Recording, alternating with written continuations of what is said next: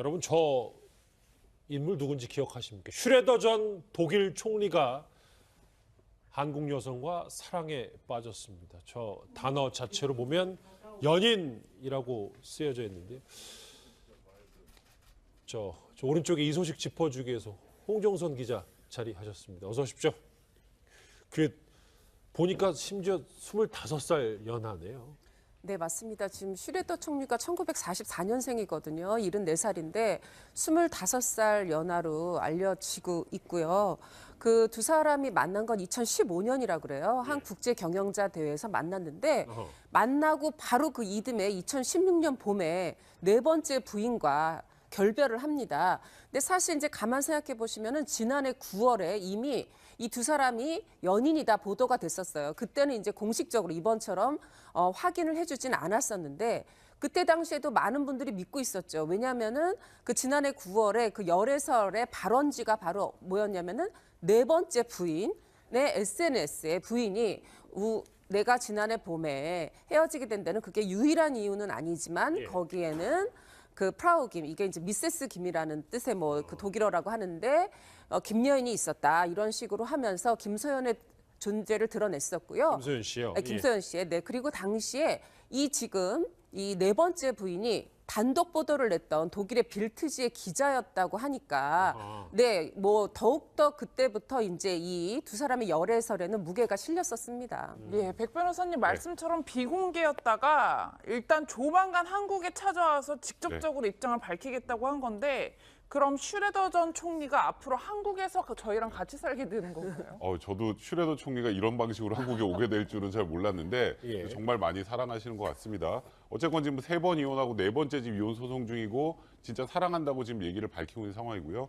사실 독일에서는 중도 좌파 진영의 거의 어찌 보면 거두라고 할 수 있고 지금도 가장 돈을 많이 버는 정치인 중에 한 명이거든요. 강연으로.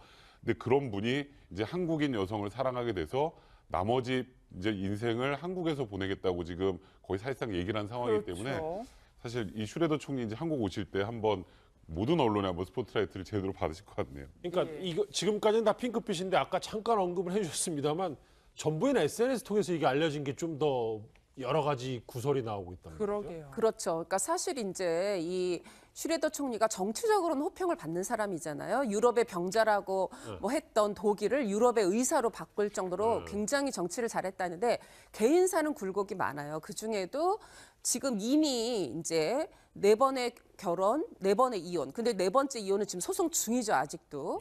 그러고 이제 지금 5번째 반려자가 이제 김소연 씨가 될 거다. 라는 전망이 그런 나오고 있는 사실인데 어떻게 보면은 전 부인, 4번째 부인이 이걸 SNS로 말하지 않았다면 정말 알려지지 않을 수도 있었어요. 그런데 본인이 SNS에 올렸고 본인이 근무하는 그 이제 일간지가 단독 보도를 냈기 때문에 뭐 알려졌는데 당시에는 그때 당시에 이런 말이 있었어요. 그 이제 전 부인의 표현에 따르면은 김소연 씨 측이 아직 이제 남편과 별거 중이고 따라 나가 있는데 뭔가 정리가 안 됐다라는 거죠.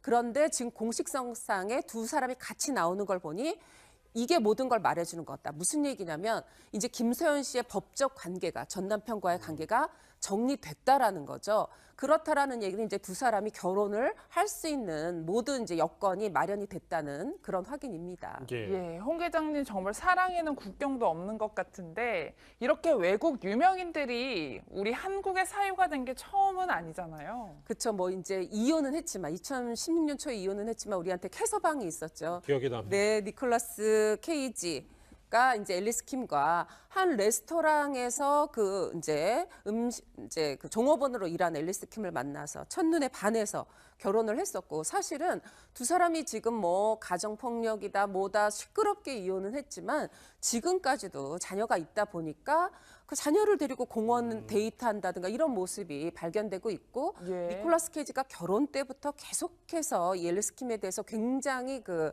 사랑, 뜨거운 깊은 사랑을 표현을 했었어요. 그리고 어떤 그런 니콜라스 케이지가 술을 먹고 가정 폭력을 일으킨 부분도 혹시 나보다 한참 어린 이 14살 정도 어린 이 아내한테 누구 다른 애인이 생겼나 이 부분을 이제 의심하고 질투하면서 그런 이제 소란이 일어나고 뭐 그랬던 부분이고요. 그리고 우디 앨런이 뭐 이 부분은 조금 그 뭐 좋게 보는 분도 있고 이해하는 분도 있고 나쁘게 보는 분도 있지만 본인은 아니지만 전 부인이었던 그 이제 부인이 입양을 했던 순이와 재혼을 했죠. 우디 앨런은. 그래서 공식 부부가 된 경우도 있고요. 뭐 이외에도 정치인, 뭐 미국의 메릴랜드 주지사가 우리나라 한국인 여성과 또 그 결혼을 한 사례도 있고, 한국계 여성이 보면은 외국 분들이 이런 얘기를 하죠. 나이를 알 수가 없다. 그러니까 나이를 알 수 없는 그리고 이제 K-뷰티라고 하는데 굉장히 뭐 피부도 곱고 나이를 알 수 없게 아름답고 또 마음씨도 곱고 하면서 굉장히 분명히 많이 그러니까 예, 각광받는 부분이 있는 것 같습니다. 그래도 예. 이번에 저 화면에 보시는 전직 독일 총리와 그러게요. 한국인 여성의 연인 관계 열애설은 또 상당히 주목이 돼서요. 연예가 소식 이거 하나 짧게 짚어보고 마무리해야 될 것 같아요. 홍상수 감독 얘기인데 오늘 2차 변론기일인데 그냥 해외로 아니, 원래 당사자들 없어도 됩니다. 이게- 지금. 네, 변호사가 어차피 나갈 거고요. 홍상수 감독이 1차 변론기를 앞두고 변호사 이제 3명까지 늘려 선임을 한 상황인데 문제는 이제 홍상수 감독의 아내분께서 지금 변호사도 수임을 하지 않고 아무 대응을 하고 있지 않거든요. 예.